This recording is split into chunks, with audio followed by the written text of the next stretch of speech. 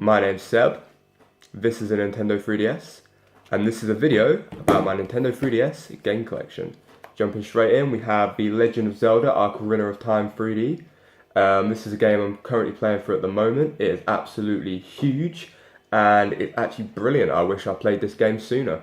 I'm about halfway through it at the moment. I believe I'm in the Forest Temple. I think that's about halfway, correct me if I'm wrong. But yeah, it's great. Next up we have Super Mario 3D Land. If you own a 3DS, you need to get this game. It is absolutely amazing. It's my first 3DS game I ever played, and it's a game that I'll always keep going back to, always put more hours into, and yeah, it's just brilliant. Next up, Mario Kart 7.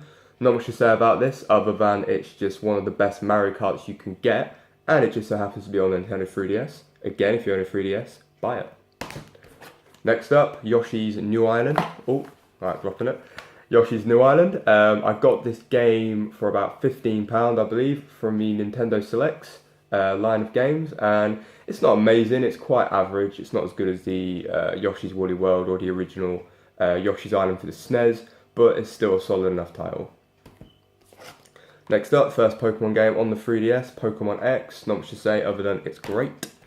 Kirby Planet Robobot and Kirby Triple Deluxe. This is definitely the better one of the two. This one I think is a little bit too easy. Level design is a little bit boring. But this one I really like the robot gimmick, and it's actually one of my favourite 3DS games. So if you've got to choose between the two, get that one. If you haven't got to choose, just get both of them. Can't go wrong with Kirby. Next up, Mario Golf World Tour. Nothing special. Got it brand new for about £10. But yeah, haven't played a lot of it either. Next up, Mario Party Island Tour. Again, not that special. Probably one of the worst Mario Parties you can get. It's the first one on the 3DS, and I got it for cheap, so I went ahead and got it. Game I've never played and don't really intend on playing is Mario and Sonic at London 2012 Olympic Games. Not a huge Mario and Sonic fan, if I'm honest with you. I think I played the first two on the Wii, and then I kind of just left it alone. But again, I got it real cheap, and it's all for collection purposes, so yeah. A game that's not for collection purposes is Luigi's Mansion 2. This is my absolute favourite Nintendo 3DS game. If you own a 3DS, you should definitely get this game. It's absolutely brilliant. If you love the original, you're going to really love this one. Well, probably. I know there's some people that don't, but I think it improved on the original in every way. Yeah, you can't wander around the mansion at will, but who cares? You know, the mission structure is fine, and the 5 mansions are even better. So yeah, you should definitely get this. Next up, another great game, one of my favourites, Legend of Zelda Link Between Worlds. I played this back in, I think it was July time, June, July. And it's one of my favourite 3DS games. It's just brilliant. It's my first proper Zelda game I actually played through, and it's what got me playing Ocarina of Time. It's what's going to get me playing Breath of the Wild and Majora's Mask 3D and all those other great Zelda games. But yeah, this is really good. Next up we have Mario and Luigi Dream Team Bros and Mario and Luigi Paper Jam Bros. Not a huge Mario and Luigi fan, if I'm completely honest. As far as when it comes to Mario, I much prefer the platformers, 2D and 3D platformers, the Mario Kart series and Mario Tennis series and stuff like that. But they're both good enough. I got them for real cheap, so can't complain too much. Next up we have Super Smash Bros 3DS. Absolutely brilliant game. I was playing this not long ago in preparation for Smash Bros Ultimate on the Switch, which I will definitely be getting. I actually think this game is better than Melee. Yeah, go ahead, I said it.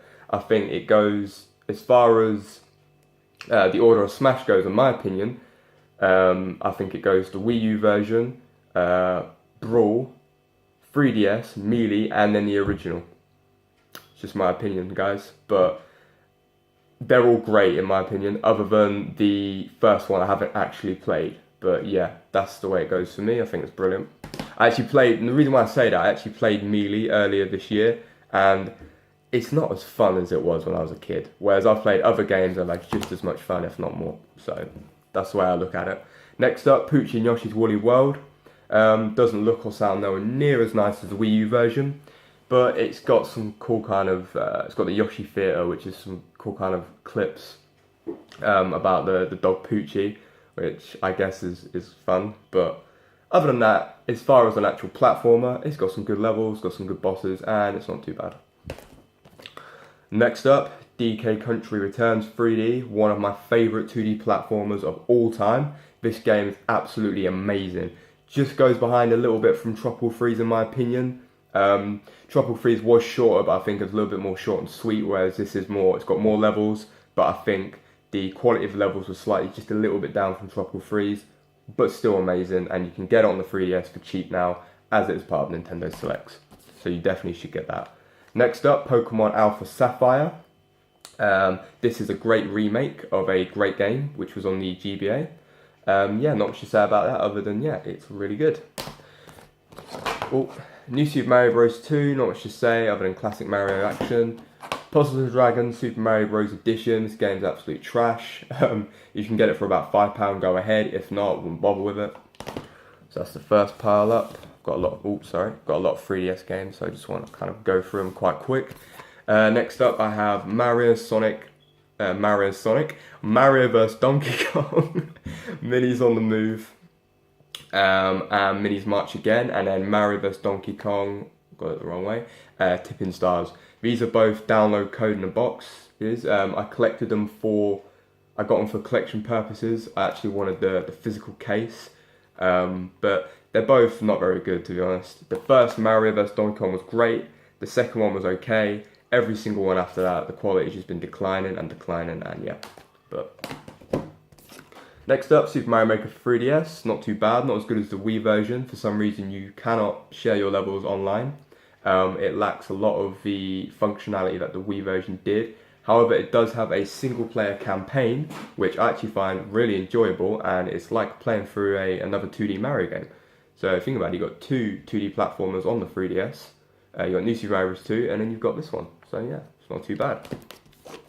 Next up, Mario Sports Superstars. I think this game's actually pretty underrated, if I'm honest. They got an awful lot of stick for how bad it was and saying it was a cash grab and whatnot. Yeah, it's not perfect, but do you know what I like about this game? It actually has an intro.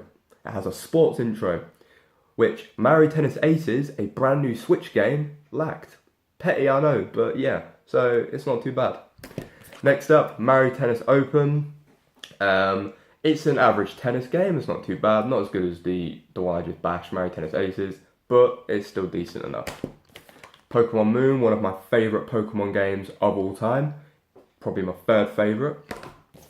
Ultimate NES Remix, this game is nothing special, it's okay, but yeah, unless you can get it for cheap, I wouldn't really recommend it.